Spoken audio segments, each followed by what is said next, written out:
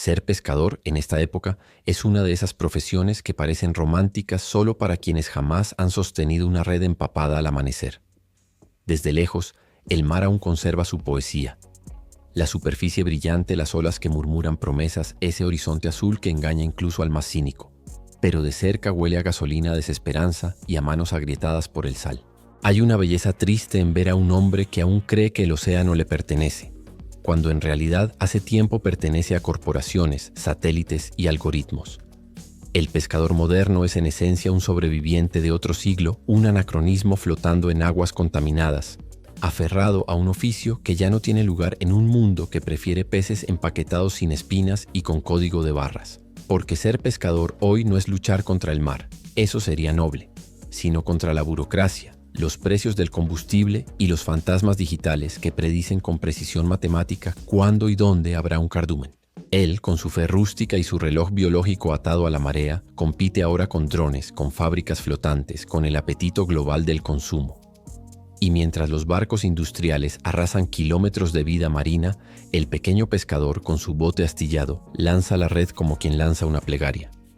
Lo que antes era una danza entre el hombre y el mar, ahora es un trámite con olor a plástico, un intento melancólico de recuperar algo que la modernidad ya decidió olvidar, la dignidad de ganarse el pan con el viento en la cara y la incertidumbre en el alma. Hay quien dice que los pescadores son hombres libres. Qué concepto curioso de libertad.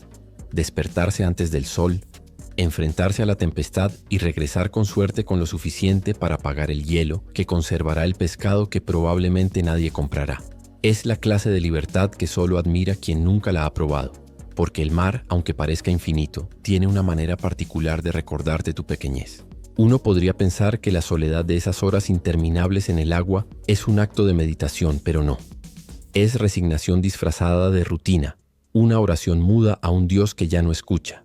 El pescador observa el amanecer como si el mundo dependiera de su red, pero lo único que realmente depende de ella es su deuda.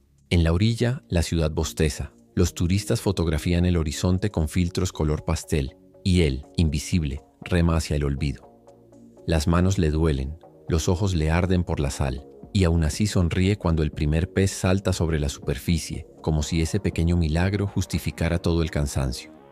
Qué ingenua ternura la del hombre que sigue creyendo en milagros en tiempos de marketing. Los barcos modernos llevan pantallas que indican la temperatura del agua, la densidad del cardumen y la dirección del viento. Él, en cambio, confía en el color del cielo, en el vuelo de las gaviotas y en los caprichos de la intuición. Es casi enternecedor, de no ser trágico. Mientras las empresas pesqueras se enriquecen vendiendo atún enlatado con etiquetas ecológicas, él regresa al puerto con 3 pescados y una excusa. Pero lo hace con la dignidad de quien no ha aprendido a rendirse, o tal vez con la necedad de quien no sabe que ya ha perdido. En el mercado, su producto compite con el pescado importado, perfectamente limpio, sin olor, con una etiqueta que promete frescura sostenible, una frase tan absurda como un océano en oferta. Él, con su caja de madera y su mirada cansada, ofrece la autenticidad que nadie quiere pagar, porque en este tiempo el esfuerzo humano dejó de ser un valor. Ahora solo cuenta la conveniencia, la estética y la velocidad. Y ahí está él, el último romántico del mar, intentando vender nostalgia a una sociedad que ya no tiene tiempo ni para sentir hambre. Ser pescador hoy es vivir en una paradoja permanente. Amar un oficio que te destruye el cuerpo, respetar un mar que te desprecia, alimentar a una humanidad que no sabe lo que come. Cada amanecer es una negociación silenciosa entre la esperanza y la resignación. Y cuando las redes salen vacías, no se lamenta. Simplemente enciende un cigarro, mira el horizonte y murmura que mañana será mejor. Qué gracioso decir mañana, como si el mar aún prometiera algo más que cansancio. En el puerto, los viejos pescadores cuentan historias de cuando el mar era generoso. Hablan de peces que brillaban bajo la luna, de noches en que bastaba con lanzar una red para llenar el bote. Historias tan exageradas que parecen inventadas, pero se cuentan con la solemnidad de un rezo. Los jóvenes los escuchan con media sonrisa, sabiendo que esos días no volverán. Y sin embargo, algo en sus ojos delata una envidia muda, la de quienes nacieron tarde para creer.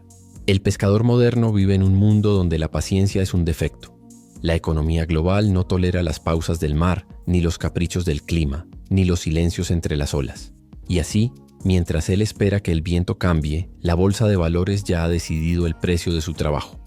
Su destino se negocia en pantallas lejanas, en oficinas con aire acondicionado y café de cápsula. Allí, hombres con trajes calculan su miseria con precisión matemática, reduciéndola a gráficos y porcentajes, y lo llaman fluctuaciones del mercado, como si la pobreza fuera una simple variable estadística. Pero lo más trágico, y al mismo tiempo lo más poético, es que el pescador aún cree que el mar le habla, que los peces sienten su tristeza, que las olas guardan secretos. Una superstición inútil pero necesaria. Porque cuando se vive al borde de la desesperanza, uno necesita creer que el universo responde. A veces, mientras arroja su red, imagina que el mar es una mujer caprichosa que lo ama y lo castiga al mismo tiempo. Una amante cruel, impredecible y eterna. Tal vez por eso sigue regresando a ella, aunque cada vez lo devore un poco más. En la taberna del puerto, las paredes transpiran humedad y resignación. Los hombres beben aguardiente barato y fingen que aún dominan el mar. Hablan de barcos hundidos, de tormentas sobrevividas, de días mejores. Y ríen, esa risa espesa y amarga de quien ya no tiene nada que perder. Afuera, las luces de los cruceros iluminan la bahía. En la cubierta, turistas brindan con champán mientras el pescador los observa desde lejos, con esa mezcla de desprecio y envidia que solo el pobre realmente entiende. Ellos creen estar contemplando el océano. Él sabe que lo están decorando. Hay una escena que se repite en cada puerto. Un pescador mirando el horizonte con las manos cruzadas, como si esperara que el mar se disculpara. Pero el mar nunca pide perdón. No lo hizo cuando se llevó a su hermano en una tormenta, ni cuando las redes volvieron vacías, ni cuando la marea le arrebató la infancia a su hijo. El mar no tiene memoria. Es el hombre quien insiste en recordarlo, como si el sufrimiento fuera una forma de pertenencia. Ser pescador hoy es un acto de fe en un Dios ausente. Y sin embargo, hay una belleza en su obstinación. Mientras el mundo avanza hacia la inteligencia artificial y las granjas automatizadas, él sigue despertando antes del alba para medir el viento con la palma de la mano. Hay algo casi heroico en su ignorancia, una pureza primitiva que el progreso no logra corromper del todo. Pero es una heroica condenada al ridículo, porque en esta era la nobleza ya no se premia, se archiva, y así, cada día, el pescador lanza su red sabiendo que probablemente no encontrará nada. Lo hace de todos modos porque no sabe hacer otra cosa, porque en algún rincón de su mente aún cree que la suerte es una dama que se cansa de ignorar a los fieles. Cuando al fin recoge la red y encuentra apenas unos peces flacos, sonríe con ese gesto resignado que ya no distingue la esperanza de la costumbre. Luego mira el cielo, como si esperara una señal. Pero arriba no hay dioses, solo drones. A veces, al caer la tarde, se sienta en el muelle y observa el reflejo de las luces en el agua. Piensa en lo que ha perdido, la juventud, la fuerza, la ilusión. Piensa también en lo que el mar le dio, silencio, cicatrices y esa sensación de insignificancia que curiosamente se parece mucho a la paz. En esos momentos uno podría creer que ha comprendido algo esencial sobre la vida. Pero no, solo está demasiado cansado para seguir luchando. Y cuando la noche cae, el pescador vuelve a casa. Camina lento con el cuerpo encorvado por años de sal y resignación. Su esposa lo espera con una sopa tibia y una pregunta sin respuesta. ¿Valió la pena? Él sonríe, no porque sepa la respuesta, sino porque ya no importa. En el fondo, sabe que el mar se lo cobrará todo, incluso el silencio. Ser pescador hoy es un oficio sin redención. Es mirar al abismo cada día y seguir lanzando el anzuelo. Es creer en el milagro del pan y el pez, aun sabiendo que el milagro ya fue vendido al mejor postor. Pero quizás eso es lo que mantiene vivo al hombre, la absurda esperanza de que el mar alguna mañana decida perdonarlo. Y cuando al fin muere, porque el mar siempre reclama lo que es suyo, su ausencia no deja huella. Otro ocupará su lugar, lanzará otra red, soñará el mismo sueño gastado. El puerto seguirá oliendo a sal y desilusión. Y el mundo indiferente seguirá comiendo pescado sin recordar el precio de una vida.